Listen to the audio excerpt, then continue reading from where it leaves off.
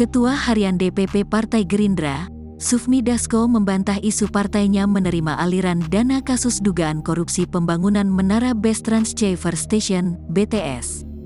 4G. Saya membantah bahwa ada dugaan aliran dana yang mengalir ke Partai Gerindra. Karena itu memang tidak betul dan rakyat sudah pintar, kata Dasko di Kompleks Parlemen, Senayan, Jakarta, Rabu, tanggal 24 Mei tahun 2023. Dasko menegaskan isu aliran dana tersebut hanyalah sebatas gosip-gosip politik di tengah elektabilitas Partai Gerindra dan Prabowo Subianto naik. Pada saat survei diumumkan elektabilitas Partai Gerindra naik dan Pak Prabowo juga naik dan kemudian ada gosip-gosip politik semacam ini, ujarnya. Dia meyakini masyarakat sudah semakin pintar dan tidak terpengaruh dengan isu-isu yang beredar. Ya, mudah-mudahan hal seperti ini bisa menjadi pembelajaran bagi kita semua dan rakyat yang sudah semakin pintar, ungkap Dasko. Diberitakan sebelumnya, Menko Polhukam sekaligus PLT Menkominfo Mahfud MD merespons isu aliran dana proyek BTS 4G mengalir ke 3 partai politik, parpol. Adapun isu yang beredar menyebut 3 parpol yang diduga menerima aliran dana proyek BTS 4G, yakni PDI Perjuangan, Partai Gerindra, dan Nasdem.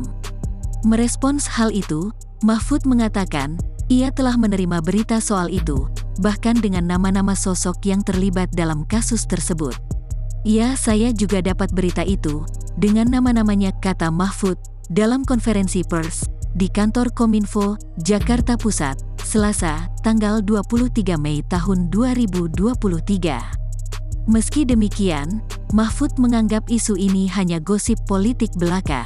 Ia menegaskan, agar kasus ini diselesaikan dengan hukum saja. Tapi saya anggap itu gosip politik. Kita bekerja dengan hukum saja, ucapnya. Bahkan, ungkapnya, hal ini telah disampaikan Mahfud ke Presiden Jokowi, bahwa dia tak ingin membahas kasus ini dari sisi politik.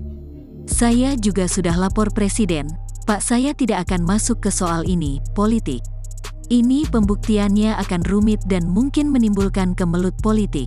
Oleh sebab itu, saya persilahkan Kejaksaan atau KPK kalau itu di luar angka-angka yang sudah konkret untuk menyelidiki ini, ungkap Mahfud. Kalau saya menganggap itu sebagai gosip politik yang tidak akan saya tangani secara administratif di sini secara manajerial kelembagaan, karena itu, kasus dugaan korupsi BTS 4G sudah masuk ke ranah hukum, sambungnya. Menurutnya, kasus ini harus diselesaikan